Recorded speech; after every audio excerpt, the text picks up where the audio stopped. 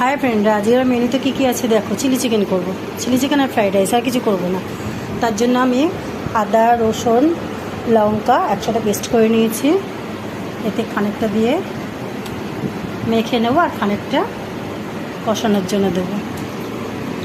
আমি একদম যত শর্টে হয় তত শর্টে করব। খানিকটা নুন দিয়ে দিলাম,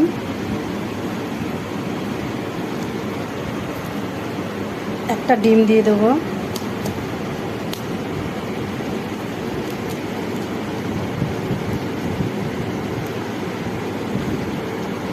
হিসাব মতন 1 কিলোতে একটা ডিম লাগে, কিন্তু এটা আমার 1 কিলো না, এটা আমার 800 মাংস। আচ্ছা, এবার কর্নফ্লাওয়ার দিয়ে আমি মাখিয়ে রেখে দেবো। গোলমরিচের গুঁড়ো দিয়েছি, কর্নফ্লাওয়ার দিয়েছি, এবার একটু লাল কাশ্মীর লঙ্কার গুঁড়ো দেবো, দিয়ে 1 ঘন্টা 2 ঘন্টা যে যেরকম পারো ম্যারিনেট করে রেখে দেবো। আমার চিকেন পকোড়াগুলো হয়ে গেছে। আমি এবার একটু পেঁয়াজ দেবো কড়ার মধ্যে। চিকেন পকোড়া যেটা ভেজেছি সেটাতে তেল আছে, তো ওর মধ্যেই আমি পেঁয়াজ দিয়ে দেবো।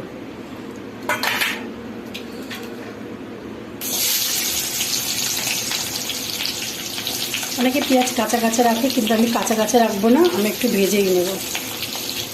আমার ছেলেরা কাঁচা কাঁচা রাখলে খেতে চায় না।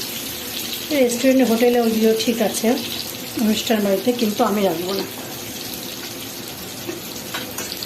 এবার লাল লাল হোক। ক্যাপসিকামটা দিয়ে দিয়েছি। এবার আদা, রসুন, লঙ্কার পেস্টটাকে দেবো। অনেকে করার আগে দেয়, আমি কিন্তু একটু পরে দেবো। কেন? এর ফ্লেভারটা থাকবে সুন্দর, এই জন্য বাজতে বাজতে এটা কষে যাবে, কোনো গন্ধ থাকবে না। দেখো, আমি মশলাটা এইভাবে কষে নিয়েছি।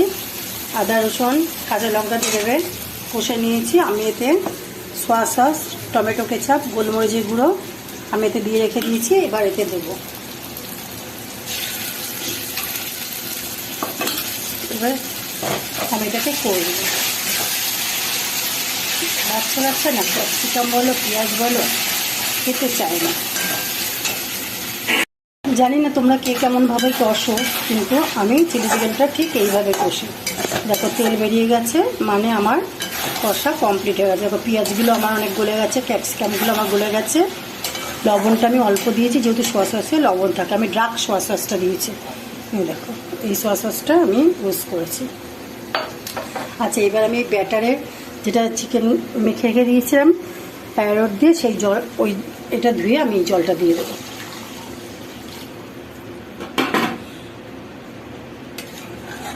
ঝোল হবে না।